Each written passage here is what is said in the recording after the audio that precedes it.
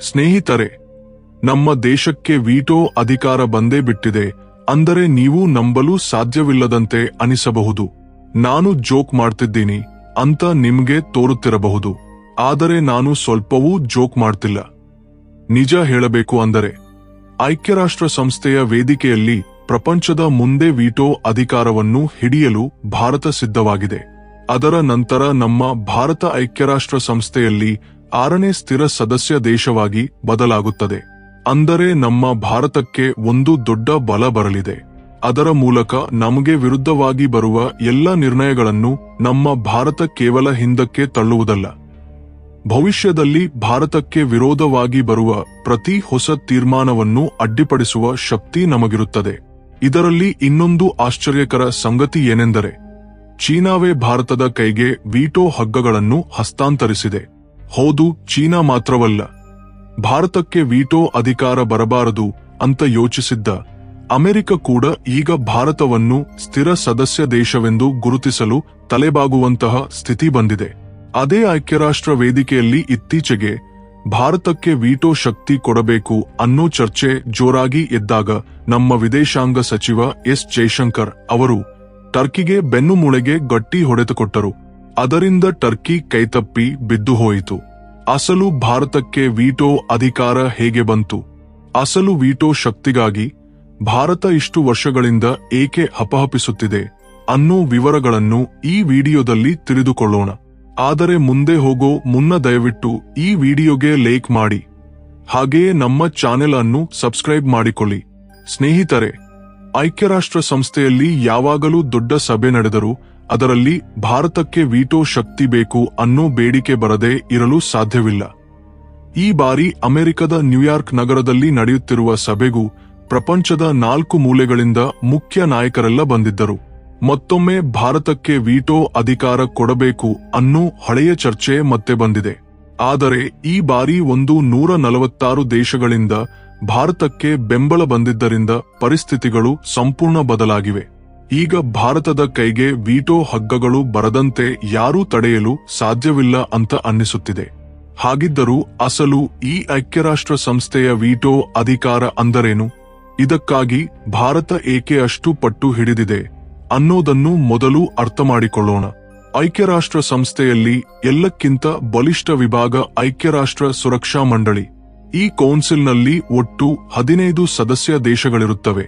ಅದರಲ್ಲಿ 5 ಸ್ಥಿರ ಸದಸ್ಯ ದೇಶಗಳು. ಇವುಗಳನ್ನು P5 ಅಂತ ಕರೆಯುತ್ತಾರೆ. ಉಳಿದ 10 ತಾತ್ಕಾಲಿಕ ಸದಸ್ಯ ದೇಶಗಳು.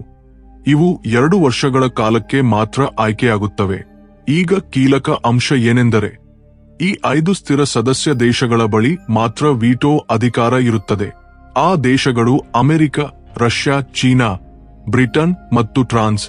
ಇವುಗಳಲ್ಲಿ ಯಾವುದಾದರೂ ಒಂದು ದೇಶ ಯಾವುದಾದರೂ ತೀರ್ಮಾನಕ್ಕೆ ಬೇಡ ಅಂದರೆ ಆ ತೀರ್ಮಾನ ಅಲ್ಲಿಗೆ ರದ್ದಾಗಿ ಹೋಗುತ್ತದೆ. ಉಳಿದ 14 ದೇಶಗಳು ಹೌದು ಅಂದರೂ ಕೂಡ. ಯೋಚಿಸಿ ನೋಡಿ, ಪ್ರಪಂಚವೇ ಒಂದು ವಿಷಯದಲ್ಲಿ ಒಗ್ಗೂಡುತ್ತದೆಯೇ ಹೊರತು ಒಂದೇ ಒಂದು ದೇಶ ಬೇಡ ಅಂದರೆ ಆ ತೀರ್ಮಾನವೇ ಮುಗಿದು ಹೋಗುತ್ತದೆ. ಇದೇ ವೀಟೋ ಶಕ್ತಿಯ ಅಸಲು ಬಲ. ಪ್ರಪಂಚ ರಾಜಕೀಯದಲ್ಲಿ ಅಸಲು ಆಟಗಾರ ಯಾರು, ಕೇವಲ ನೋಡುಗರು ಯಾರು ಅನ್ನೋದು ಇದರಿಂದಲೇ ತಿಳಿಯುತ್ತದೆ. ಭಾರತಕ್ಕೆ ಈ ವೀಟೋ ಅಧಿಕಾರ ಏಕೆ ಅಷ್ಟು ಅಗತ್ಯ ಅಂದರೆ ಇವತ್ತು ಭಾರತ ಪ್ರಪಂಚದಲ್ಲೇ ಅತಿ ದೊಡ್ಡ ಪ್ರಜಾಪ್ರಭುತ್ವ ದೇಶ, 4ನೇ ಅತಿ ದೊಡ್ಡ ಆರ್ಥಿಕ ವ್ಯವಸ್ಥೆ, ಅತಿ ಹೆಚ್ಚು ಜನಸಂಖ್ಯೆಯ ದೇಶವಾಗಿದ್ದರೂ ನಮಗೆ ಚೀನಾ, ಅಮೆರಿಕ ಅಥವಾ ರಷ್ಯಾದೊಂದಿಗೆ ಸಮಾನವಾಗಿ ನಿಲ್ಲುವ ಬಲ ಇಲ್ಲ. 2ನೇ ದೊಡ್ಡ ಕಾರಣ ಸುರಕ್ಷೆ. ಇವತ್ತು ಚೀನಾ ಯಾವಾಗಲೂ ಪಾಕಿಸ್ತಾನದ ಪರವಾಗಿ ನಿಂತು ಅಂತಾರಾಷ್ಟ್ರೀಯ ವೇದಿಕೆಗಳಲ್ಲಿ ಭಾರತಕ್ಕೆ ಎದುರಾಗಿ ನಿಲ್ಲುತ್ತದೆ. ಒಂದು ವೇಳೆ ಭಾರತಕ್ಕೆ ವೀಟೋ ಅಧಿಕಾರ ಇದ್ದರೆ ಚೀನಾ ಮಾಡುವ ಪ್ರತಿ ಕುತಂತ್ರವನ್ನು ಅಲ್ಲಿಗಲ್ಲೇ ಕತ್ತರಿಸಬಹುದು. 3ನೇ ಕಾರಣ ಪ್ರಪಂಚ ನಿರ್ಣಯಗಳಲ್ಲಿ ನಮ್ಮ ಮಾತಿನ ಮೌಲ್ಯ. ನಮ್ಮ ಭಾರತ ಬ್ರಿಕ್ಸ್, G20 ಗ್ಲೋಬಲ್ ಸೌತ್ಗೆ ನಾಯಕತ್ವ ವಹಿಸುತ್ತದೆ. ಆದರೆ ಐಕ್ಯರಾಷ್ಟ್ರ ಸಂಸ್ಥೆಯಲ್ಲಿ ಒಂದು ನಿರ್ಣಯ ತೆಗೆದುಕೊಳ್ಳುವ ಅಧಿಕಾರ ಮಾತ್ರ ಇನ್ನೂ ನಮ್ಮ ಕೈಯಲ್ಲಿ ಇಲ್ಲ. ಒಂದು ವೇಳೆ ವೀಟೋ ಅಧಿಕಾರ ಬಂದರೆ ಭಾರತವು ಅಮೆರಿಕ, ಚೀನಾ, ರಷ್ಯಾದೊಂದಿಗೆ ಸಮಾನವಾಗಬಲ್ಲದು. ಸ್ನೇಹಿತರೆ, ನಮ್ಮ ಚರಿತ್ರೆಯು ನಮಗೆ ಅನ್ಯಾಯ ಮಾಡಿದೆ.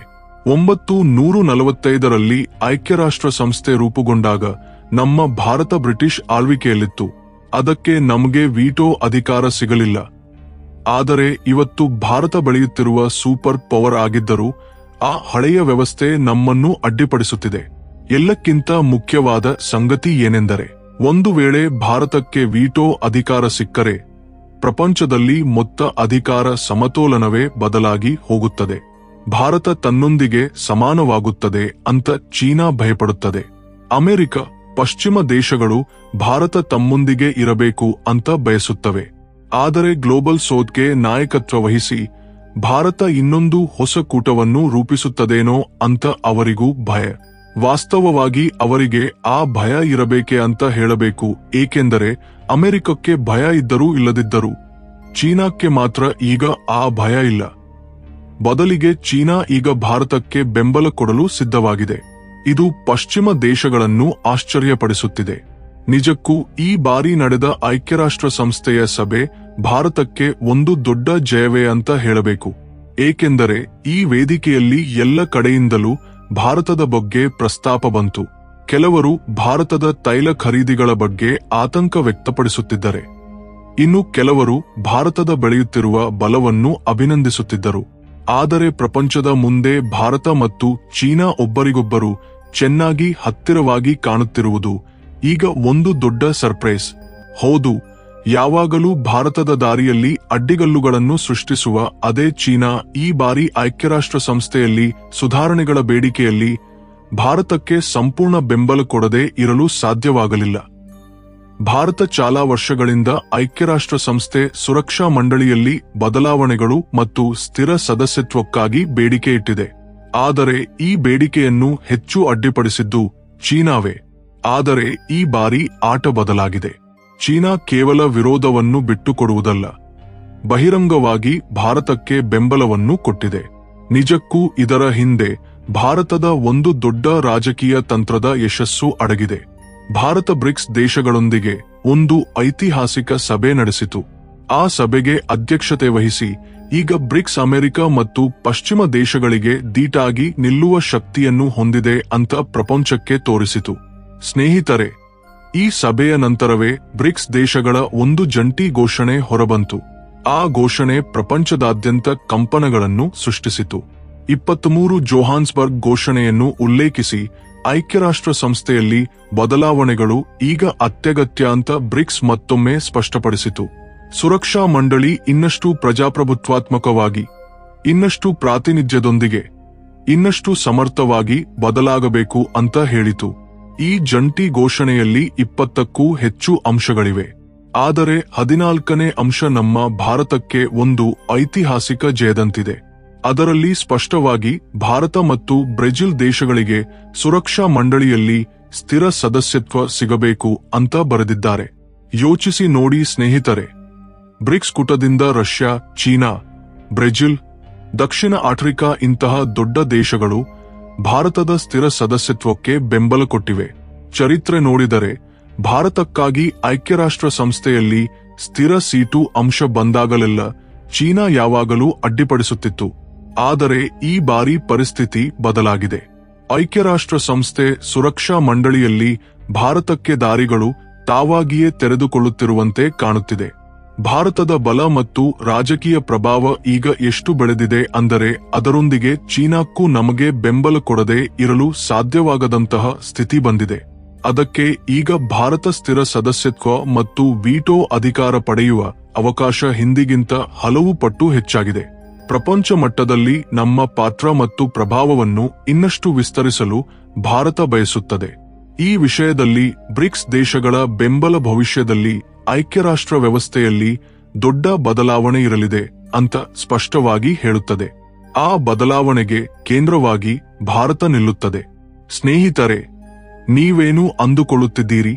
ಈ ಬಾರಿ ಭಾರತಕ್ಕೆ ವೀಟೋ ಅಧಿಕಾರ ಸಿಗುತ್ತದೆ ಅಥವಾ ಸಿಗದೆ? ನಿಮ್ಮ ಅಭಿಪ್ರಾಯ ಏನು ಅಂತ ದಯವಿಟ್ಟು ಕಾಮೆಂಟ್ ಬಾಕ್ಸ್ನಲ್ಲಿ ತಿಳಿಸಿ. ಈ ವಿಡಿಯೋಗೆ ಇಷ್ಟೇ ಸ್ನೇಹಿತರೆ. ಈ ವಿಡಿಯೋ ನಿಮ್ಗೆ ಇಷ್ಟವಾದರೆ ಲೈಕ್ ಮಾಡಿ. ಹಾಗೆಯೇ ಇಂತಹ ಇನ್ನಷ್ಟು ಮಾಹಿತಿಪೂರ್ಣ ವಿಡಿಯೋಗಳಿಗಾಗಿ ಈಗಲೇ ನಮ್ಮ ಚಾನೆಲ್ ಅನ್ನು ಸಬ್ಸ್ಕ್ರೈಬ್ ಮಾಡಿಕೊಳ್ಳಿ. ಜೈ ಹಿಂದ್.